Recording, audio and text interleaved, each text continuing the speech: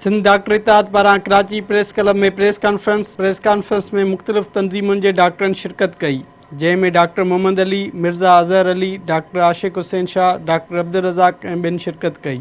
Press conference कंदे doctor Mohammad Ali जो चवणो त कोरोना वायरस ख़तमु थियण जो को बि वक़्तु नाहे। WHO बि चयो आहे त लॉकडाउन करे मर्ज़ ते ज़ाब्तो आणे सघिजे थो। इस वबा के ख़त्म होने का कोई वक्त मुकर्रर नहीं, इसलिए लोगों को अपनी तर्ज ज़िंदगी में तब्दीली लानी होगी। हुननि चयो त हिन वक़्तु डॉक्टर बि परेशान आहिनि, केतिरा ई डॉक्टर ऐं नर्स शहीद थी विया आहिनि। हुकूमत अवाम खे हिन ते संजीदा थियणो पवंदो, SOP ते अमल कयो वञे, रश वारे हंधि वञण खां पासो कयो वञे और अपनी फ़र्ज़ शुनासी और कौमी जज्बे का सबूत देते हुए हस्पतालों में मामूल के मुताबिक ड्यूटी सरअंजाम देते रहेंगे। डॉक्टर जो चवणो त सिंध सरकार खे घुर्जे त डॉक्टरनि खे प्रोमोशन, हिफ़ाज़ती सामान, रिस्क अलाउंस ऐं सिक्योरिटी फराहम कनि। डॉक्टर कॾहिं बि OPD जो बाइकाट न कंदा। अहिड़ियुनि हालतुनि में डॉक्टरनि सां ॻाल्हियूं करे संदन मसइला हल कया वञनि। कौम पर आने वाले इस मुश्किल वक्त में इस प्रेस कॉन्फ्रेंस में शरीक डॉक्टर्स तंजीमों ने ये फैसला किया है कि अपने मुतालबात के हक में एहतजाज के नाम पर किसी भी सूरत में OPD का बायकाट नहीं करेंगे।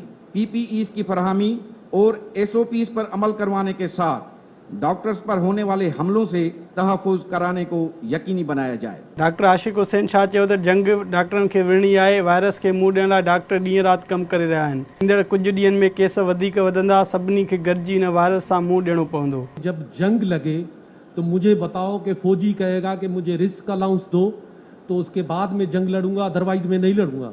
ये जंग हमारी है, डॉक्टर्स की जंग है। ये जंग लड़नी हमें है। आप लोगों ने हमें सपोर्ट करना है। सब जब कम्युनिटी हमें सपोर्ट करेगी, हिम्मत आएगी और इनकरेज करेगी डॉक्टर्स बरादरी को, सपोर्टिंग स्टाफ को, तब इंशाल्लाह ताला आप लोगों से हम मिलके ये जंग लड़ेंगे। डॉक्टरनि जो चवणो त सिंध सरकार खे घुर्जे त लॉकडाउन सख़्तु कयो वञे। इंसानी ज़िंदगियूं मैशियत खां वधीक न आहिनि। लॉकडाउन में नरमीअ खां पोइ वधीक केस साम्हूं आया आहिनि। हुकूमत लॉकडाउन करे शहरनि जी ज़िंदगी बचाए। कैमरामैन अली रज़ा ज़ैदीअ सां गॾु अब्दुल ख़ालिक़ मंगी, सिंध TV न्यूज़, कराची।